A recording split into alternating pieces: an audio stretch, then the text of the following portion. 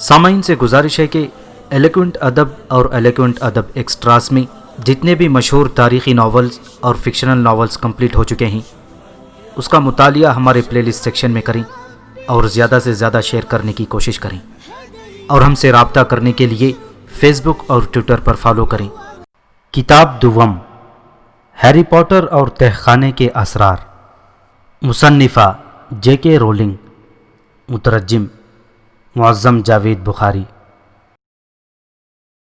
14واں باب، کارنیلیس فڈج۔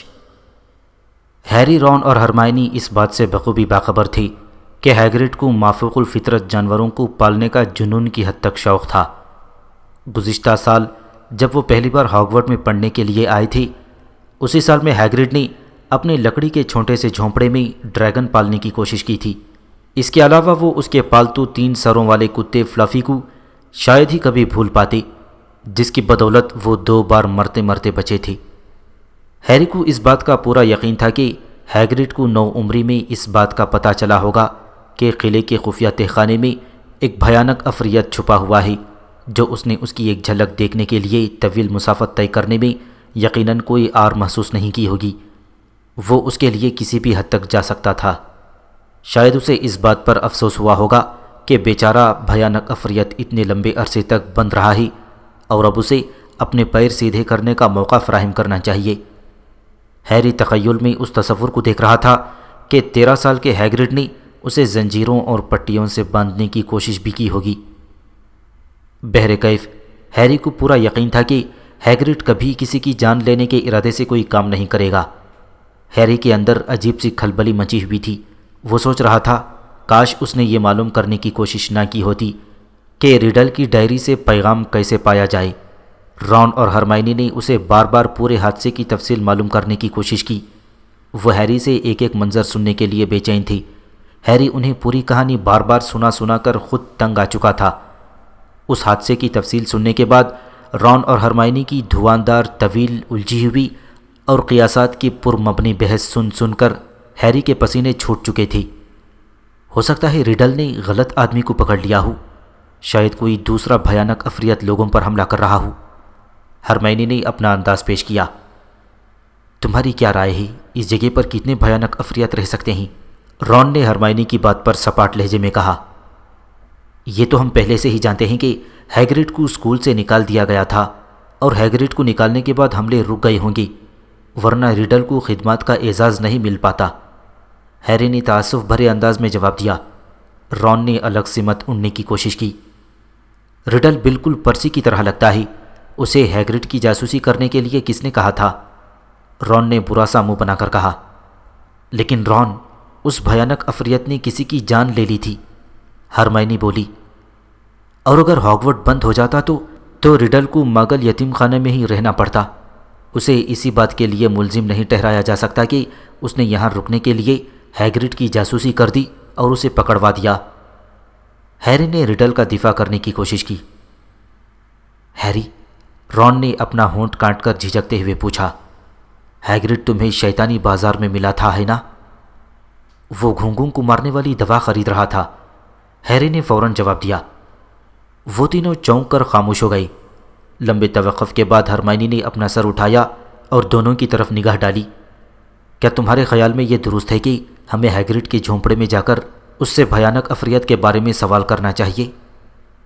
یہ کتنا اچھا لگے گا، رون نے بھویں گھماتے ہوئے کہا، جب ہم وہاں پہنچ کر اس سے پوچھیں گے، ہیلو ہیگرڈ، ہمیں بتاؤ، کیا تم نے کسی لمبے بالوں والے بھیانک عفریت کو حال میں قلعے میں چھوڑا تھا؟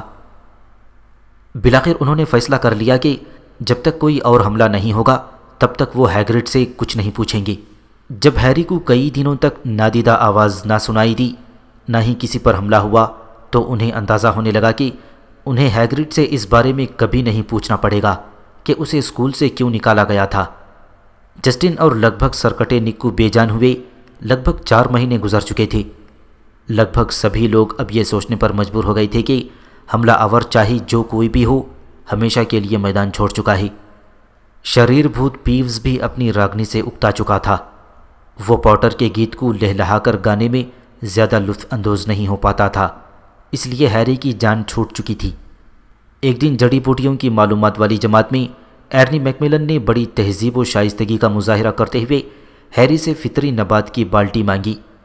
مارچ میں کئی نمبر نرسنگوں نے ہریالی گھر نمبر 3 میں بے ہنگم شور شرابے اور اودھم چوکڑی والی تقریب منائی۔ اس سے پروفیسر سپراؤٹ بے حد مسرور دکھائی دیں۔ جب ایک دوسرے کے گملوں میں جانے کی کوشش کرنے لگیں گے تب ہم سمجھ پائیں گے کہ وہ پوری طرح سے جوان ہو چکے ہیں، اور تبھی ہم اسپتال میں پڑے بے جان لوگوں کو ہوش میں لا سکیں گے، پروفیسر سپراؤٹ نے ہیری کو بتایا۔ سال دوم کے طلباء کو ایسٹر کی چھٹیوں کے دوران سوچنے کے لیے ایک نیا موضوع مل چکا تھا۔ سال سوم کے لیے مضامین چننے کا وقت آن پہنچا تھا۔ یہ ایک ایسا معاملہ تھا جسے کم از کم ہرمائنی نے بہت اہمیت دے رکھی تھی۔ ہمارے مستقبل کا دار و مدار ان مضامین پر ہے، یہ خاصا اہم وقت ہے، ہرمائنی نے ہیری اور رون کو بتایا۔ وہ ہاتھوں میں مضامین کی فہرست تھامے غور و فکر سے ڈوبے ہوئے تھے۔ میں تو جادوئی ادویہ کا مضمون چھوڑنا چاہوں گا، ہیری فیصلہ کن انداز میں بولا۔ ہم کچھ نہیں چھوڑ سکتے، ہم اپنے سارے پرانے مضامین پڑھنا ہوں گے، ورنہ میں تاریک جادو سے محفوظ رہنے کے فن کا مضمون چھوڑ دیتا، رون نے متفکر ہو کر کہا۔ رون کی بات سن کر ہرمائنی کی آنکھیں حیرت سے کھل گئی تھیں۔ مگر یہ تو بڑا اہم مضمون ہے، ہرمائنی نے جلدی سے کہا۔ ہاں، رون نے دھیمے انداز میں کہا، لیکن اس طرح نہیں جس طرح لاک ہارٹ اسے پڑھانے کی کوشش کر رہا ہے۔ میں نے ان سے آج تک کچھ نہیں سیکھا، ماں سوائے اس کے ننھے درجی سمکوں کو باہر نہ نکالا جائے۔ نیول لانگ باٹم کے پاس اس کے گھرانے کے سبھی جادوگروں اور جادوگرنیوں کے خط آئے ہوئے تھے، جن میں اسے الگ الگ مشورے دیے گئے تھے کہ وہ کون سے مضامین کا انتخاب کرے۔ نیول جب بھی مضامین کی فہرست لے کر بیٹھتا تو وہ زبان باہر نکالتے ہوئے گھبرایا ہوا اور متفکر دکھائی دیتا۔ وہ اکثر دوسرے طلباء سے پوچھتا رہتا کہ ان کے لحاظ سے علم سیاق کی جادوئی تک بندی کی تاریخ زیادہ مشکل مضمون ہے یا قدیم گوت قوم کے حروف کی تک بندی کا علم۔ ہیری کی طرح پاگل گھرانے میں نشو نما پانے والے ڈین تھامس نے تو اپنی آنکھیں بند کر کے بنا دیکھے فہرست پر اپنی چھڑی رکھ دی۔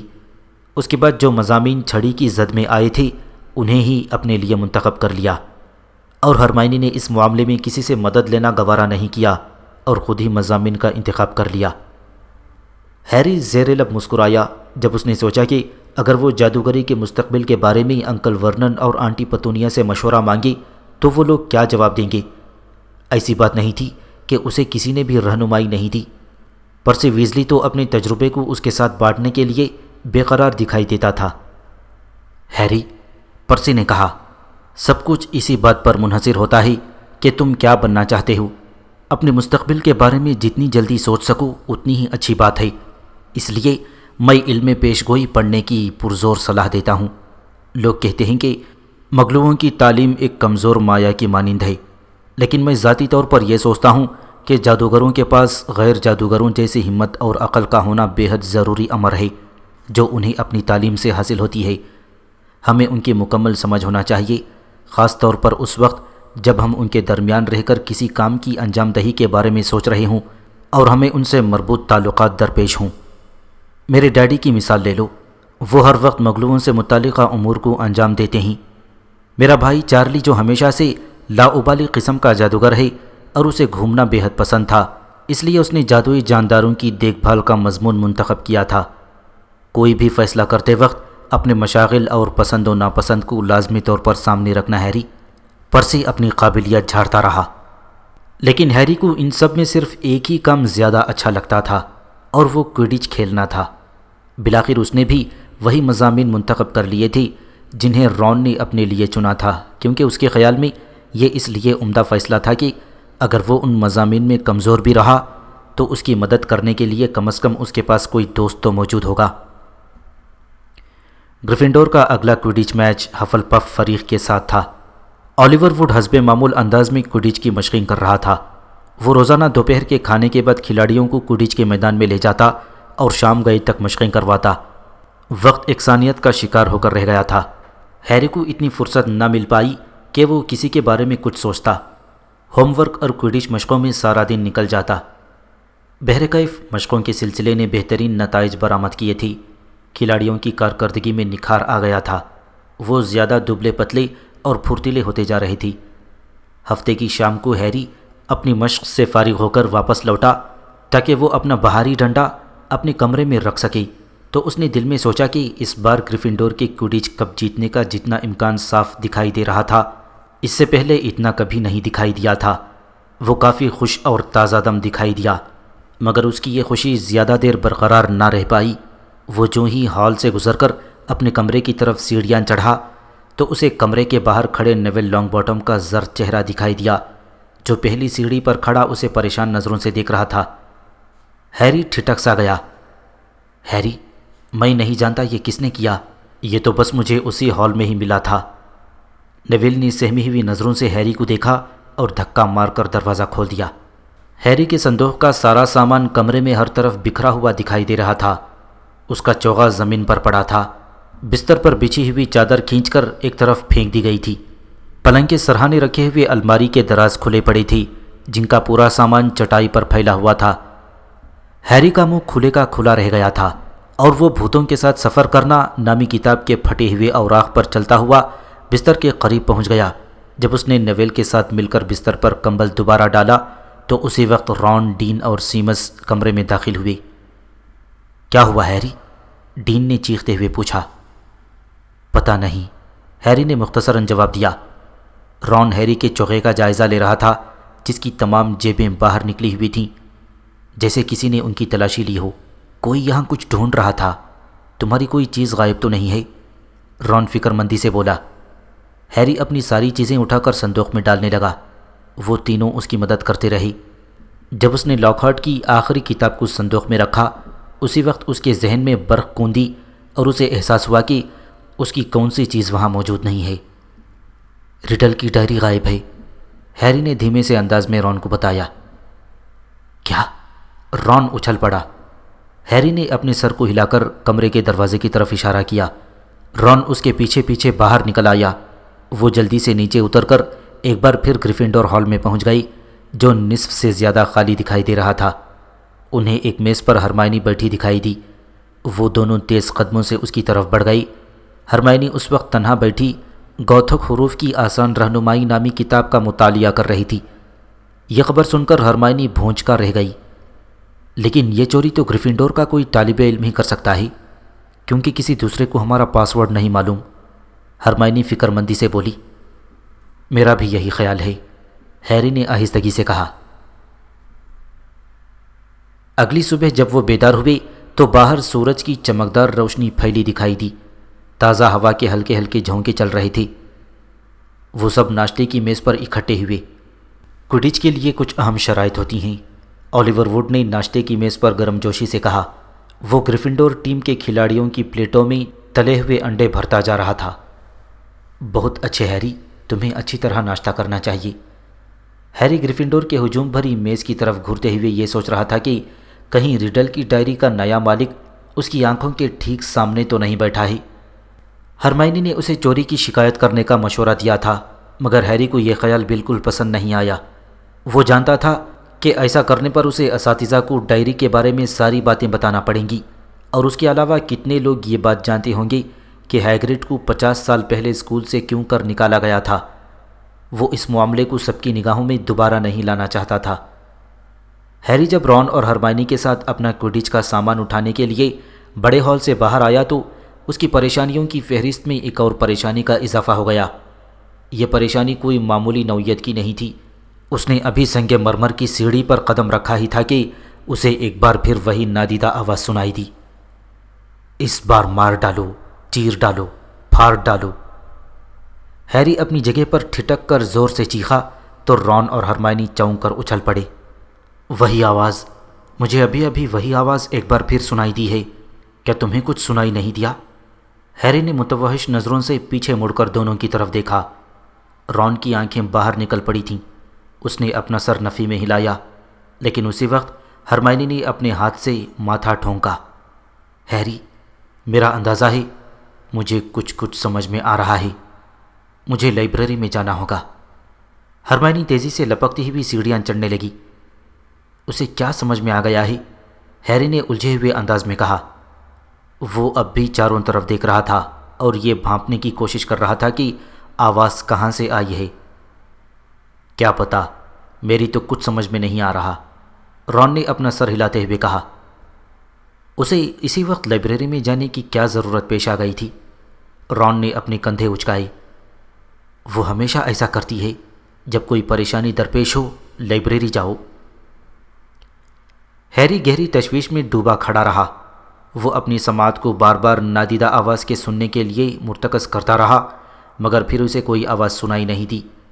اسی وقت اس کے عقب میں بڑے ہال کے دروازے سے طلباء جتھے در جتھے باہر نکل پڑی۔ وہ زور زور سے ہنس رہے تھے، باتیں کر رہے تھے۔ ان کے شور و غل میں ہیری کے لیے اس نادیدہ آواز کو سننا بے حد دشوار ہو رہا تھا۔ اس کے علاوہ طلباء کوڈش میدان کی طرف جانے کے لیے اگلے دروازے سے نکل رہے تھے۔ بہتر ہوگا کہ تم بھی اب چل دو، لگ بھگ 11 بج چکے ہیں، کھیل کا وقت ہو چکا ہے۔ رون نے ہیری کے متفکر چہرے کو دیکھتے ہوئے کہا۔ ہیری اس کے ساتھ گریفنڈور مینار میں چلا گیا، اپنا نمبس 2000 بھاری ڈنڈا اٹھایا اور میدان کے پار جانے والے بے تاب و مشتاق طلباء کے ہجوم میں شامل ہو گیا، لیکن اس کا دماغ ابھی تک قلعے کی چار دیواری کے اندر سنائی دینے والی نادیدہ آواز کی طرف متوجہ تھا۔ جب اس نے تبدیلی لباس کے کمرے میں اپنا سرخ کوڈی چوغا پہنا، تب بھی وہ نادیدہ آواز کے گھن چکر میں کھویا ہوا تھا۔ اسے اس اکلوتی بات سے بے حد سہارا ملا کہ سب لوگ اس وقت قلعے سے باہر کھیل دیکھنے کے لیے اسٹیڈیم میں موجود تھے۔ قلعے میں کوئی فرد موجود نہیں تھا۔ زوردار تالیوں کی گونج میں دونوں ٹیموں کے کھلاڑی میدان میں کود پڑے۔ آلیور ووڈ نے خود کو تازہ دم کرتے ہوئے میدان کے چاروں طرف نگاہ دوڑائی۔ وہ امید بھری نظروں سے گول کے چھلوں کو دیکھ رہا تھا۔ اس نے اڑان بھری اور میدان کے اوپر چکر لگایا۔ میڈم ہوچ نے گیندیں نکالی۔ حفل پف کے کھلاڑی ہلکے زرد رنگ کے چوغے پہنے ہوئے تھے۔ وہ گول گھیرا بنا کر کھڑے ہوئے تھے اور کھیل میں اپنی ٹیکنیک کے بارے میں آخری گفتگو کر رہے تھے۔ ہیری اپنے بھاری ڈنڈے پر چڑھ ہی رہا تھا کہ اسی وقت پروفیسر میکگونیگل قریباً بھاگتی ہوئی میدان میں پہنچی۔ ان کے ہاتھ میں ارغوانی رنگ کا ایک بڑا سا میگا فون تھا۔ ہیری کا دل پتھر کی طرح ڈوبتا چلا گیا۔ پروفیسر میکگونیگل نے کھچا کھچ بھرے اسٹیڈیم کو اپنے میگا فون سے متوجہ کرتے ہوئے کہا، یہ میچ منسوخ کر دیا گیا ہے۔ چیختی چلاتی ہوئی آوازیں سنائی دینے لگیں۔ آلیور ووڈ کو تو دیکھ کر ایسا لگ رہا تھا جیسے اس کے ہوش اڑ گئے ہوں۔ وہ برق کی تیزی سے زمین پر اترا اور اپنا بھاری ڈنڈا ہاتھ میں پکڑے پروفیسر میکگونیگل کی طرف بڑھتا چلا گیا۔ پروفیسر، ہمیں تو کھیلنا ہے۔ کب؟ گریفنڈور؟ وہ ہکلایا۔ پروفیسر میکگونیگل نے اس کی بات سنی انسنی کر دی۔ سبھی طلباء اپنے اپنے فریقوں کے حال میں جائیے، جہاں ان کے منتظمین انہیں پوری تفصیل سے آگاہ کریں گے۔ برائے مہربانی جتنی جلدی ہو سکے پہنچ جائیں۔ پروفیسر میکگونیگل نے میگا فون پر تیز آواز میں سب کو ہدایت کی۔ پھر انہوں نے میگا فون نیچے کرتے ہوئے ہیری کو اپنے پاس آنے کا اشارہ کیا۔ پوٹر، میرا خیال ہے کہ بہتر یہی ہوگا تم میرے ساتھ چلو، پروفیسر نے کہا۔ ہیری کو اندیشوں نے جکڑ لیا تھا کہ اس سے ایسی کون سی غلطی سرزد ہو گئی ہے کہ نہ صرف کھیل منسوخ کر دیا گیا بلکہ اسے بھی ساتھ لے جایا جا رہا ہے۔ اسی لمحے اسے رون کا چہرہ دکھائی دیا، جو شور مچاتے ہوئے ہجوم سے الگ ہو کر اس کی طرف آ رہا تھا۔ جب وہ قلعے کی عمارت کے نزدیک پہنچے تو رون بھاگتا ہوا ہیری کے برابر پہنچ گیا۔ وہ متحیر انداز میں ہیری کی طرف دیکھ رہا تھا، جبکہ ہیری کو اس بات پر شدید حیرت ہو رہی تھی کہ پروفیسر میکگونیگل نے رون کی آمد پر کوئی اعتراض نہیں کیا تھا اور نہ ہی اسے الگ ہونے کے لیے کہا تھا۔ ہاں ویزلی، شاید یہی بہتر ہوگا کہ تم بھی ساتھ چلو، پروفیسر میکگونیگل نے کہا۔ ان کے چاروں طرف منڈلاتے ہوئے طلباء میچ منسوخ کیے جانے پر مشتعل دکھائی دے رہے تھے۔ کچھ طلباء تو بڑبڑاہٹ سے اپنی برہمی کا اظہار کر رہی تھی، کچھ کے چہروں پر سہمی ہوئی پریشانی نے قبضہ کر رکھا تھا۔ ہیری اور رون پروفیسر میکگونیگل کے پیچھے پیچھے اسکول تک پہنچ گئی اور سنگ مرمر کی سیڑھیوں سے اوپر چڑھی۔ اس بار وہ انہیں کسی کے دفتر میں نہیں لے گئی تھی۔ جیسے ہی وہ ہسپتال کے پاس پہنچے تو پروفیسر میکگونیگل نے افسردہ انداز میں انہیں مخاطب کیا، اس سے تمہیں گہرا صدمہ پہنچے گا۔ ایک بار پھر حملہ ہوا ہے، 2 لوگوں پر حملہ ہوا ہے۔ ہیری کا دل بھیانک انداز میں اچھلنے لگا۔ اسے اپنی سانس اٹکتی ہوئی محسوس ہوئی۔ پروفیسر میکگونیگل نے دروازہ دھکا دے کر کھولا اور وہ لوگ اندر داخل ہو گئی۔ میڈم پومفرے 5ویں سال کے گھنگریالے بالوں والی لڑکی پر جھکی ہوئی تھیں۔ ہیری نے پہچان لیا کہ وہ ریون کلو فریق کی طالبہ تھی۔ اسی لڑکی سے تو انہوں نے سلیدرین کے ہال تک جانے کا راستہ پوچھا تھا اور اس کے پاس والے بستر پر دوسری زد میں آنے والی لڑکی پڑی تھی۔ ہرمائنی، رون کراہتے ہوئے چیخا۔ ہرمائنی پوری طرح بے جان تھی، اس کی آنکھیں کھلی تھیں اور شیشے جیسی دکھائی دے رہی تھیں۔ ہیری بھی اپنی جگہ گنگ کھڑا تھا اور اسے گھورے جا رہا تھا۔ یہ دونوں لائبریری کے پاس ملی۔ مجھے نہیں لگتا کہ تم دونوں میں سے کوئی اس کے بارے میں کچھ بتا سکتا ہے۔ یہ ان کے پاس فرش پر پڑا ہوا ملا تھا۔ ان کے ہاتھ میں ایک چھوٹا اور گول آئینہ تھا۔